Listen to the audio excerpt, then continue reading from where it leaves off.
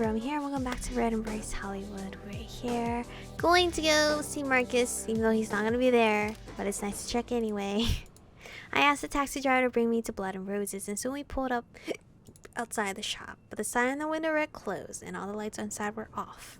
It seemed like Markus wasn't around tonight. Damn. What are my stats? I am doing horribly with the Mavar. Oop. Beach house, hurry. Hurry to the beach house before they kill me. I had my driver even though I killed one of their guys. I had my driver take me to Santa Monica, and they suddenly stopped by Randall's place. A large crowd was gathered inside, filling the air with the chattering of excited voices. Everywhere I looked, vampires were clustered tightly together like a hive of buzzing bees. But amidst the swarm of Mavar, I saw a strange solitary figure by the sliding door. Randall. Talk to Randall? Is he okay? I stepped over the door where the Mavar were giving Randall an unusually wide berth. Maybe he'd asked to be alone for a little while. When I got close, he didn't seem to notice me at first, until finally his head jerked up. And Chico. I heard about what happened, and Jesus Christ. He exhaled a long breath through his teeth, clenching his jaw. I'm sure you know this already, but I'd never let any of my guys attack you like that. It must have been some dumb fuck who thinks you're the one to blame for our problems. Are you doing okay? I never felt better in my life. No, I've been through worse. Yeah, I think you could endure just about anything sometimes. Randall sighed, running a hand through his messy hair. Well, if you're alright, then that's a big weight off my shoulders. If you want, we can talk about something else, get your mind off things. I get if you're not up for it, though. Do I have anything? Oh, do your tattoos have any meaning? It's mostly just designs that I thought looked badass. Got them after I was turned, which is a real bitch with vamp blood, let me tell you. Nice smelling Pete found a way somehow. Some of them are related to the occult, since I was real into it for a while. Got a few Kabbalah reference hidden in there too. No tramp stamps yet, but maybe before I die. How do your house powers work? Same as the other Mavar, nothing special. I guess I am pretty good at sensing stuff, although I was always good at that. Maybe because I have a big nose. I don't know, kid. House powers are different for everybody. That's what makes it exciting, you know? He shrugged, ruffling a hand through his hair. What are your dreams for the future?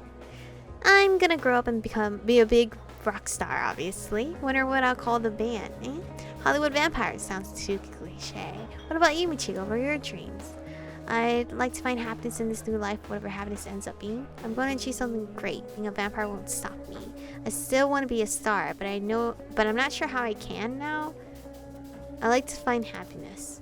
Happiness. Yeah, I don't think anybody really knows what it means. Don't think it's any harder to find as a vampire than a human, though. We both got it rough. He let out a dry snort of laughter. Are there vampire hierarchies or oppression in other cities? Yeah, of course, it's everywhere all over the world, even after they're dead. People can't get enough of their fucking power trips. There's a lot of bad shit in California and New York, places where you got big shots with egos the size of the fucking planet, and plenty of them end up as vampires. It mostly ends up being a struggle between Mavar and Ascari, while Golgotha do their own weird thing. They sometimes pull strings from the shadows, I guess. Either way, it pisses me off that you can't escape it as a vampire. You'd think we'd have evolved beyond human bullshit politics. Pure animals got it figured out better than we do, 9 times out of 10. How do you normally feed? Like a regular vampire, I find human in a dark street or in a club, and I take my fill from them. Blood pets, humans who ask you to feed off them, they give me the heebie-jeebies. Not gonna lie, I don't like the idea of talking about the weather with my filet mignon. Besides, we're hunters by nature, top of the food chain, right? I'm not gonna kill an innocent human, but I sure as hell will drink from one. Randall briefly flashed me a fanged smirk. Is there anything else? Mark's speech back at the party. Yeah, I still can't believe he fucking did that. The shit he said, it's just, I don't know, it hurt. In a way, I understand what he's going for, but that wasn't the time or the place for a rant. It's like he did it on purpose, just to divide people. Alright, that's all for now. I'm real glad you came to see me, Chico. He reached out to squeeze my shoulder, gazing at me intently. Be careful out there, because, well, until the war's over, anything could fucking happen.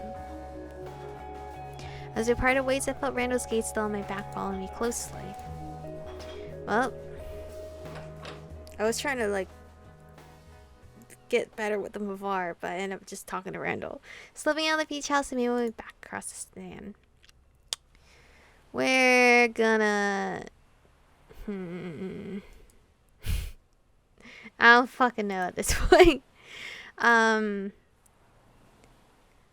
very well with this scar. I think it's because thanks to Morgan's help. Golgotha is because I was...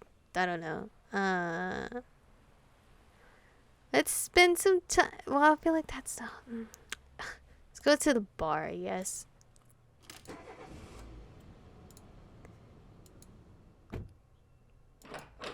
The moment I stepped inside the club, I noticed it was much louder than before. There was a live band performing tonight, blasting their music through the loudspeakers.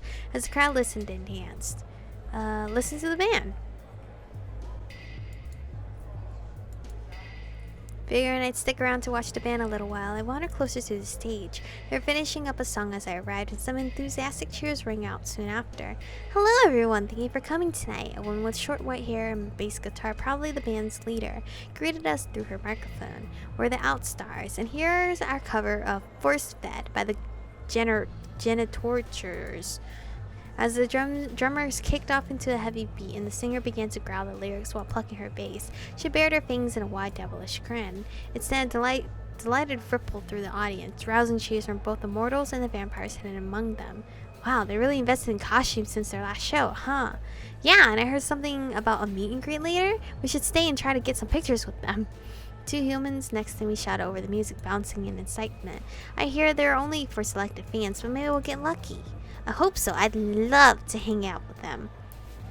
If I were you, I wouldn't go off alone with any of the band members. Stay silent and wander away from the crowd. Well... Try to protect the humans.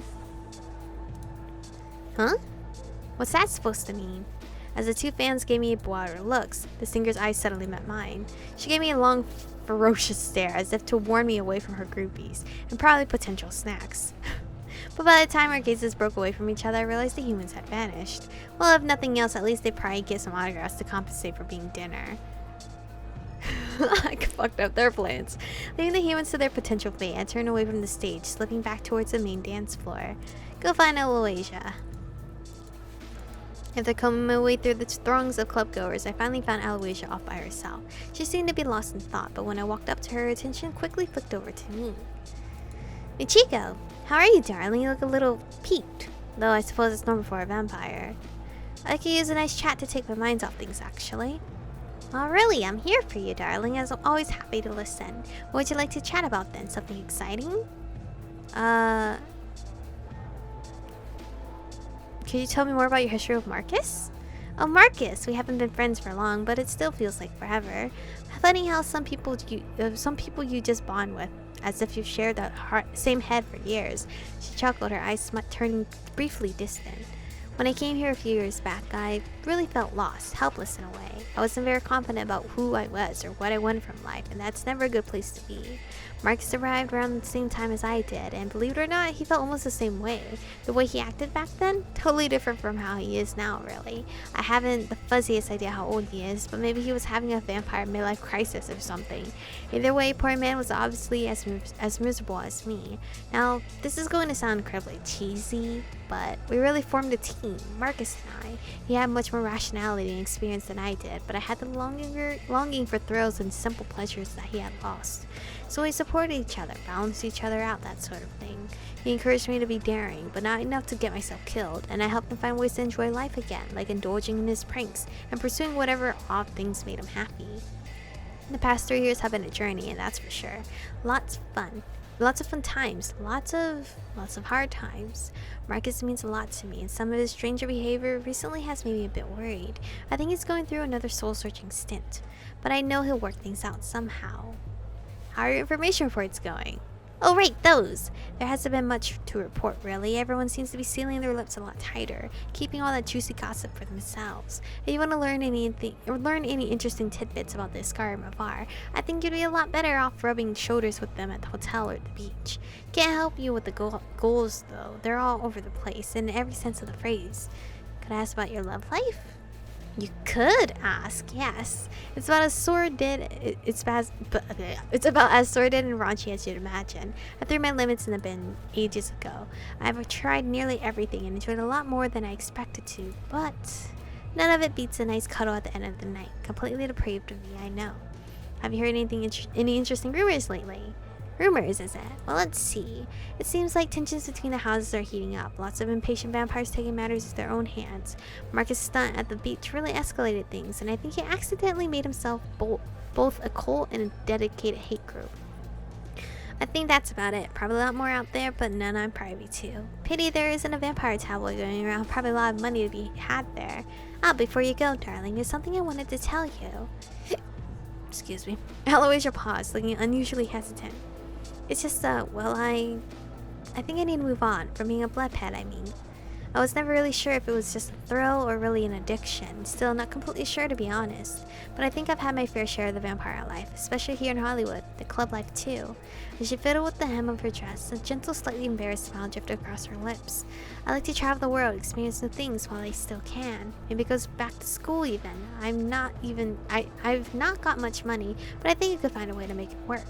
You understand, right? It's nothing personal. I'm really happy I got to meet you, but I know I'd hate myself if I stayed in the city much longer. Go chase your dreams if you ever want to come back. I'd love to see you again. Okay, I guess I'll find another pet. What if I ask her to stay? No, she can go! Go chase your dreams! She's still human. She has so much to live for. Chico, you're such a dear, you know that? I'll try to send you a postcard before long. I'd send some blood too, but the post office probably wouldn't be too keen on it. She giggled, but her laugh sounded more sober than usual, as if she were bracing herself for a major leap.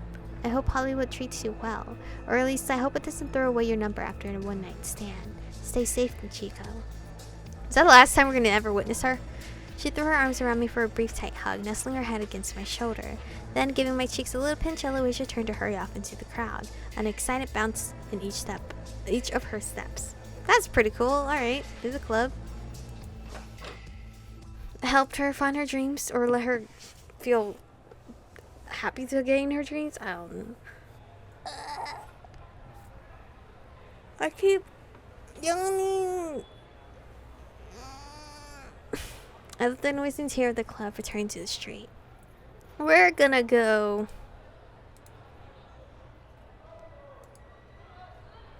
to the sewers. Markus kissing us. I gotta cover it up. We're gonna go to the sewers. Let's check up on Lazarus, you know. That man, what you doing? I made my way to the sewer entrance I'd visited near the Sunset Strip, intent on wandering through the tunnels until I found Lazarus.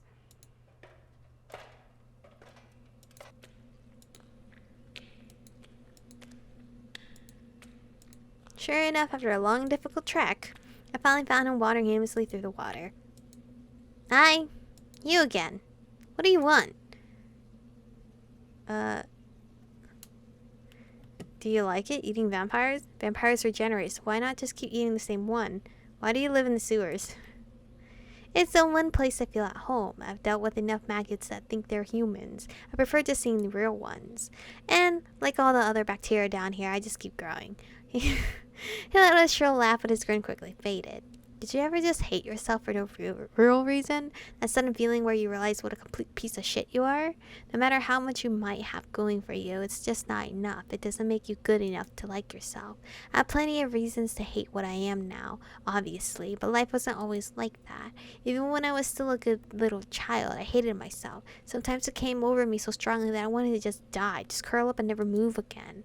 One day I got that feeling again, but it never went away, so it came down here, and it belonged. Vampires regenerate, so why not just keep eating the same one? Calm down, Prometheus. Like I said before, the power is just part of why I kill vampires. The relief and satisfaction makes up the rest. Which one is worse? I don't know. You tell me. Do you like it, eating vampires? Ha! Now that I'm used to it, the flesh doesn't taste that good. Most of you are so tough and bitter. It would be nice sitting down to a nice warm meal instead of skin and fat. It's just that nothing satisfies me in the same way anymore. After a while, eating humans becomes like eating anything else. You get numb to how it feels. It's just meat, you know? But you can't understand, not unless you eat it yourself. I don't think I ever want to eat it myself, so... Right, I stick to blood, I think. That's what I thought. And then I already read this part, so... Oh, we're getting the recap? Alright, well, we're not gonna get the recap. I'll recap for you. Too lazy to read? He was a singer, briefly. And then he became a vampire hunter. I'm kidding. He just had too much anxiety being a singer. And tried to kill himself. Forgot about that part.